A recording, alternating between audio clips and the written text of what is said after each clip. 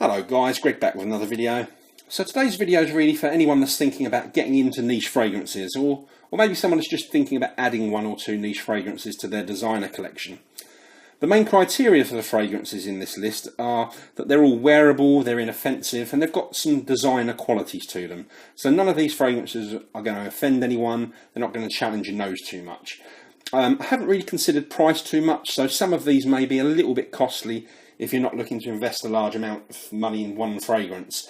My personal collection's a good mix of niche and designer, and I always take the approach I'd rather spend the money on one great fragrance than buy 4 or 5 mediocre ones. I always go by the motto, all killer, no filler. So I'm going to split this video into two different parts to kind of avoid it being too long. I'm not sure how many parts there'll be. I've definitely got at least 20 fragrances in mind at the moment, so this video is going to have 10 fragrances, and then we'll do another video in a few weeks and then see where we go from there. So let's get on with the first 10. First up, we've got a fragrance from a house that's a little bit slept on. It does have some good offerings, and the house is called Diptyque, and this fragrance is called Tam Dao. Now this is a really good example of a higher quality of sandalwood fragrance. The other key components to my nose in this one is really musk. When you mix that with the sandalwood, it makes a very powdery fragrance. This one's also, it's woody, it's floral, it's aromatic, but it's a very nice, very pleasing, inoffensive fragrance.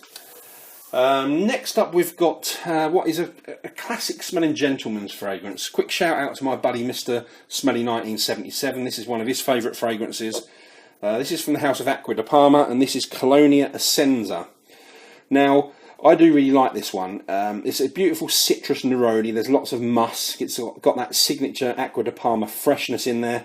But it's also got a bit of backbone to this with the musk. There's some vetiver and also oak moss. It performs really well as well, so I can't fault this one at all. That's Colonia Essenza from Aqua Vive.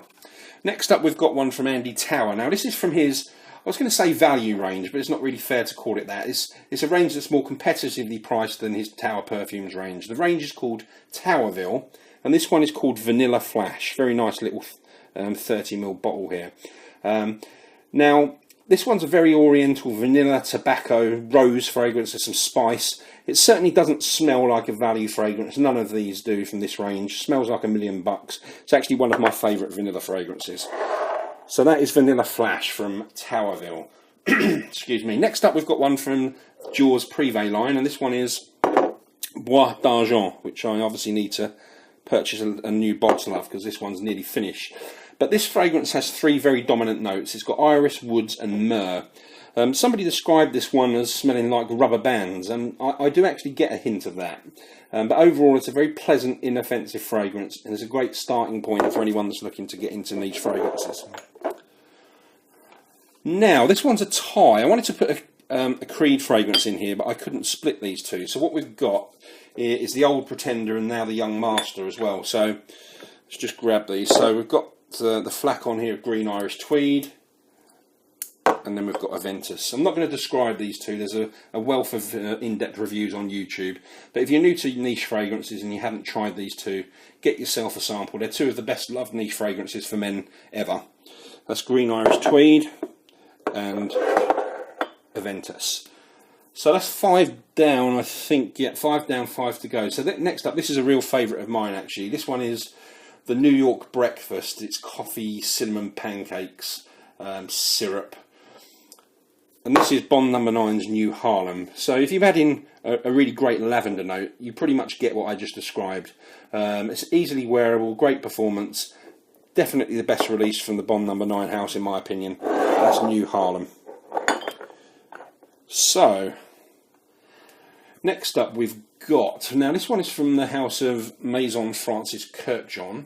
This is a throwback to the sort of classic gentleman's fragrances, but it's got a contemporary feel to it. And this one is Masculine Pluriel. So it's classified as a woody aromatic fragrance, but it's got some very classic aromatic fougere qualities to it. Lavender is a standout note in here. It's got vetiver, leather, woods.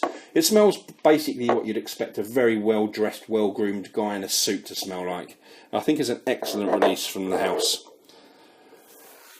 Next up, this one is one that I actually rated 10 out of 10 when I reviewed it quite a few years back now. I still adore this one. It's a very simple but very beautiful creation from Tom Ford's private blend line, and this one is Roni Portofino.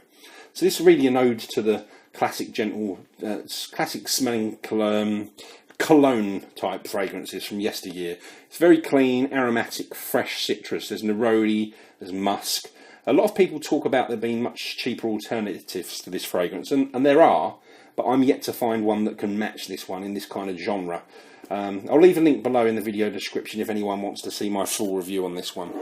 So that's Tom Ford's Roni Portofino. Put this over here, else it'll cover all the other bottles. So, 2 to go, I think. Next up, we've got one from the house of Profumum Roma, and this is called Aqua Vive. This is the longest lasting lemon scent that I've ever come across. But all of these Profumum Roma fragrances are kind of over 40% concentration. They're all beast mode performance. Nearly the whole life of this one you get pure lemon. Very fresh, authentic, zesty smelling lemon. But after about 5-6 hours you also get a very strong cedar note kicks in. But this one's never going to offend anyone. It's not hugely creative, but if you want sort of a long lasting, fresh, clean smell, this is the one you want. And that's Aqua Vive.